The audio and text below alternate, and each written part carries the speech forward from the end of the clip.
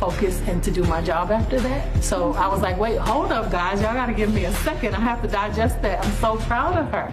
In an era where fame is fleeting and social media makes celebrities overnight, Blue Ivy Carter has done what most adults only dream of: become a globally recognized figure before she could even crawl. Born on January 7, 2012, at Lenox Hill Hospital in New York City, her arrival wasn't just a family affair, it was a cultural moment. The world paused, not for politics, not for war, but for a child, the daughter of music industry titans Beyoncé Knowles and Sean Jay-Z Carter. The anticipation had been building ever since Beyoncé revealed her pregnancy with a now iconic performance at the 2011 MTV VMAs, where a single rub of her belly caused global headlines to erupt. When Blue Ivy was finally born, her name alone dominated Twitter trends and broadcast headlines within minutes. But this wasn't just another celebrity baby, this was the heir to an empire. Her very first vocal cry was immortalized in Jay-Z's song Glory, a tribute that made her the youngest person in history to appear on a Billboard charting single at just 2 days old. That wasn't symbolic, it was strategic. The Carters immediately moved to trademark her name across industries, from fashion to music to beauty, signaling that Blue's identity was not only to be protected, but positioned. And while the media swarmed, Beyoncé responded with a controlled release, a single photo of baby Blue wrapped in blankets, her eyes closed in peace. It was a move that defined the family's approach to fame: calculated exposure, absolute control. Even as a baby, Blue Ivy was more than just a child. She was a message, a movement, a brand born into cultural royalty. While most children grow up learning to navigate the world, Blue Ivy Carter is being raised to redefine it. Despite the media frenzy that has followed her since birth, her parents have masterfully guarded her privacy, building a life for her that is rich in both luxury and discipline. She didn't grow up on red carpets or in tabloids. She appeared only when and how her parents allowed it, and when she did, the world watched. From behind-the-scenes family clips to rare red carpet appearances, every moment of Blue's presence feels deliberate, framed, almost cinematic. But behind those curated visuals is a girl immersed in culture and creativity. From an early age, Blue Ivy was enrolled in piano lessons, ballet classes, French tutoring, and visual arts, components of a childhood built not for leisure, but for legacy. Her exposure to the arts wasn't passive. In Beyoncé's Netflix documentary Homecoming, it was revealed that Blue had an active voice in creative direction. She reportedly offered critiques on performances, wardrobe choices, and even choreography, with Beyoncé noting that her daughter had a sharper eye for detail than most professionals on the team. This kind of exposure wasn't accidental,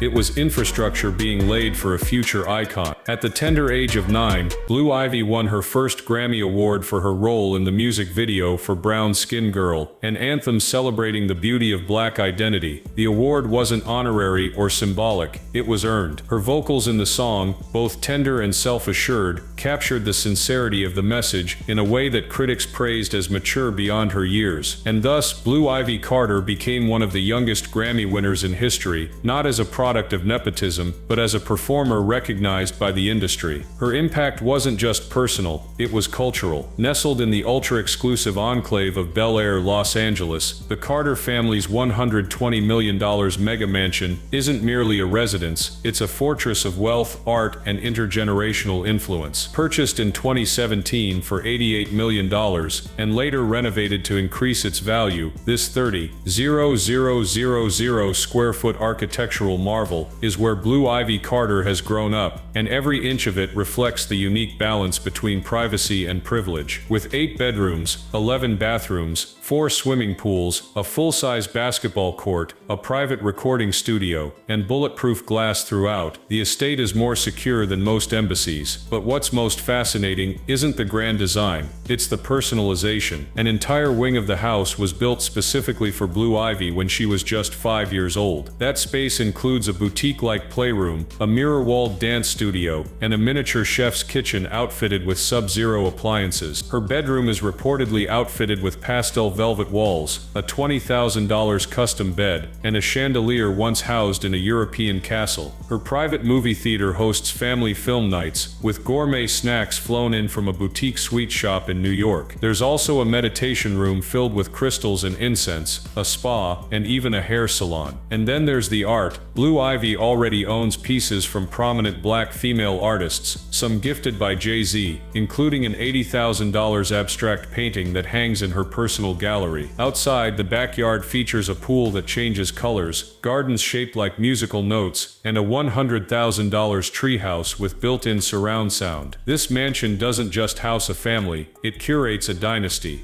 And for Blue Ivy, this isn't just a home. It's a living classroom for wealth, taste, and generational ambition. For Blue Ivy Carter, the average childhood benchmark doesn't exist. Her version of toys includes electric Cadillacs with Bluetooth systems and working headlights. Her miniature cars are not off the shelf, they're bespoke, made by luxury craftsmen and detailed monthly in a climate-controlled garage modeled after Jay Leno's car vault. Even her driveway is designed to be a runway of sorts, lined with LED-lit pavement and flanked by reflective marble walls that enhance the presentation of her rides. But it doesn't stop at transportation. Her birthdays are less celebrations and more luxury productions. For her first birthday, a garden-themed event with a petting zoo cost more than $200,000 and included an $80,000 diamond-encrusted Barbie. For her fifth, she received a Jean-Michel Basquiat painting, valued at nearly $80,000. On her seventh, Beyoncé gifted her a pink diamond ring priced at over $35,000. Each party featured custom menus curated by Michelin-starred chefs and live performances from A-list musicians. The party favors: Gucci gift bags with silk scarves, child-safe perfumes, and gold foil name tags. Even holidays are on another level. Blue Ivy receives custom outfits from brands like Balmain, Dolce & Gabbana,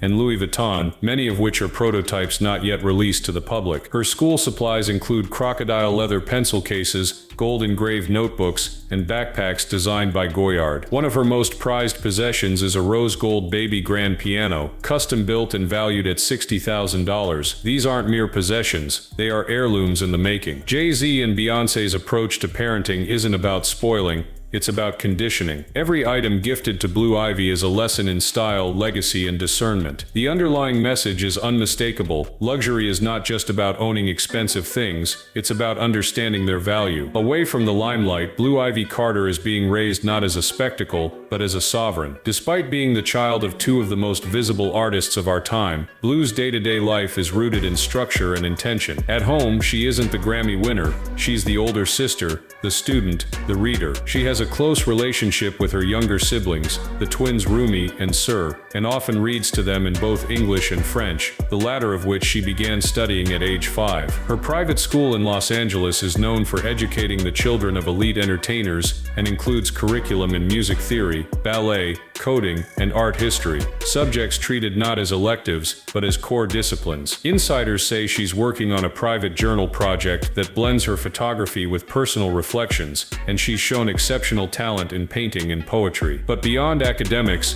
Blue is also a spontaneous spirit, often dancing during family dinners, critiquing unreleased music, or meditating with her father. Beyoncé herself has said, "She's the toughest critic I've ever had." Blue's voice is heard not just on stage, but at the decision table. She selects her own outfits for public events, has veto power over published photos, and even contributes to her mother's stage visuals. Philanthropically, she participates quietly in activities through the Baygood Foundation, packing care kits, writing notes to underserved families, and choosing charities for her birthday gifts instead of asking for more. Her dog, a white Pomeranian named Prince, is often spotted in private family photos, usually on her lap like a royal scepter. Blue's privacy isn't enforced by walls, but by respect. Her family has instilled a powerful message: you can be visible without being consumed. And as she continues to grow into her voice, her vision, and her values, the world isn't just watching, it's waiting. In a world where fashion speaks louder than words, Blue Ivy Carter is already fluent. From her first red carpet appearance to the pages of fashion editorials that whisper about her influence without even showing her face, Blue has stepped into the world of haute couture,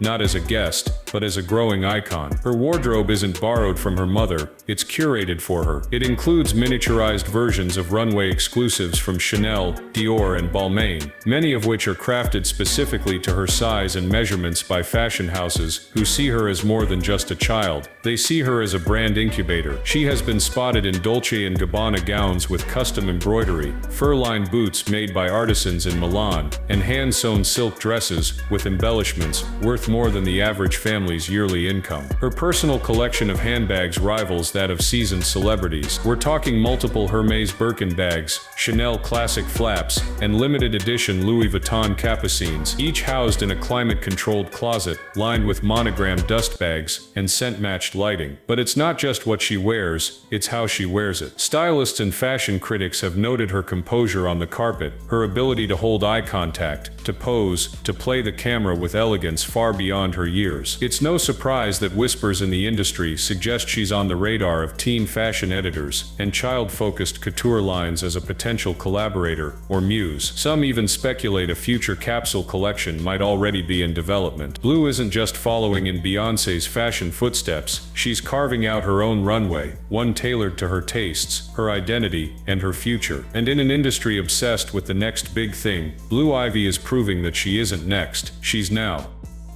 Blue Ivy Carter represents a new standard for how celebrity children are raised, one that balances luxury with literacy, exposure with empowerment, and access with awareness. Unlike many children thrust into the spotlight, Blue Ivy has been offered something rare: controlled visibility. Every public appearance she makes is intentional. She's never been reduced to a meme, never caught in scandal, and never treated like tabloid fodder. This is because her parents aren't just entertainers, they're architects of narrative. Beyoncé and Jay-Z have built a blueprint that other celebrity parents now try to follow. Instead of putting her in the middle of every flashing camera, they've allowed Blue to develop her own sense of self, shielded from the digital noise that consumes most modern youth. From selecting her own stylists to approving photo choices before publication, she's being taught early what it means to manage her brand. And that's exactly what Blue Ivy is, an emerging brand. Her input is reportedly sought on visuals, fashion shoots, and even early-stage marketing ideas. According to sources close to the family, Blue has been involved in private discussions regarding a future digital content series that blends storytelling, philanthropy, and her own voice. Think masterclass meets children's lifestyle. Nothing has been confirmed, of course, but insiders suggest it's only a matter of time. The idea is not to launch her as a pop sensation overnight, but to build slowly, with precision. That patience is paying off. Her persona already commands respect, not just as Beyoncé's daughter, but as an individual cultivating her own path. Her fans, mostly Gen Z and alpha girls raised in a post-Lemonade world, view her not just as aspirational, but as relatable in her quiet confidence. She is shaping what it means to grow up famous without becoming a product of fame. And in doing so, she's creating a new archetype, one that doesn't just live in the spotlight, but knows how to own it. The Carter family doesn't do anything by accident, least of all when it comes to publicity. Every press release, image, and narrative around Blue Ivy is released with the precision of a state operation. It's not overexposure that defines her fame, it's scarcity. And in an age where constant visibility is often mistaken for relevance, Blue's mystique has become her greatest asset. Her presence online is minimal, and her social media profiles, if they exist, are private or tightly monitored. Instead of dancing on TikTok or live streaming like many celebrity kids, Blue Ivy makes strategic appearances that leave lasting impressions. A rare photo at the Oscars, a surprise cameo in a music video, a voiceover in a cultural project. These aren't random, they are carefully plotted moments designed to enhance her brand equity. Beyoncé and Jay-Z understand the game, and they are playing chess while the rest of the entertainment world plays checkers. Their media strategy leans into anticipation and symbolism. When Blue Ivy appears, it's not to entertain, it's to shift conversation. Her Grammy win wasn't preceded by months of press. It arrived like a cultural thunderclap. Her narration of Hair Love wasn't teased through weeks of social media chatter. It was simply released, and the world listened. This ability to command attention with minimal exposure is rare, and it's what keeps Blue Ivy unique in a market saturated with overshared celebrity content. In many ways, she represents the rebirth of the elusive star, one who doesn't need to shout to be heard. Her impact comes from the power of restraint, and that's a skill far more valuable than any viral moment. It would be easy to assume that a child raised in a $120 million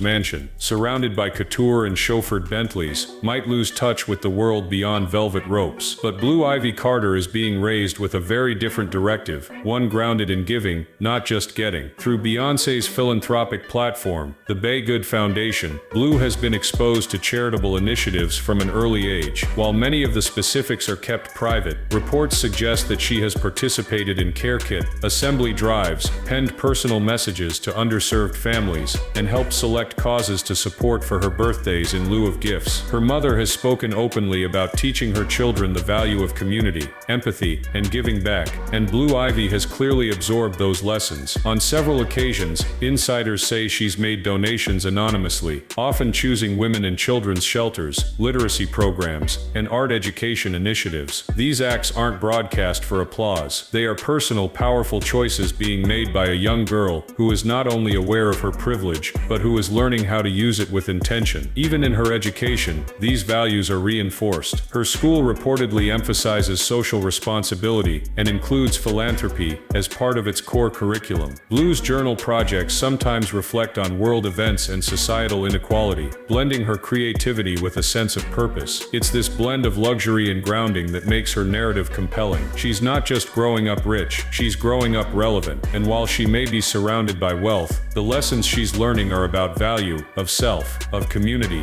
and of impact. As Blue Ivy Carter enters her teenage years, one question looms across entertainment circles, fashion houses, music studios, and media executives alike. What will she become? A chart-topping artist, a fashion mogul, a tech-savvy producer, or cultural curator? The truth is, Blue's future may include all of those paths, or one we've never seen before. What's certain is that she is being given the resources, the platform, and most importantly, the autonomy to decide for herself. Industry insiders have hinted at multiple exploratory projects in the works under the Carter family's private creative firm, from documentary series ideas to music development labs designed for Gen Alpha creators. But nothing is being rushed. That in itself is the Carter method. Jay-Z and Beyoncé understand the long game. Their approach to legacy isn't just about headlines, it's about enduring relevance. And Blue Ivy, she's been handed the map and the compass. Whether she decides to take over the family music empire,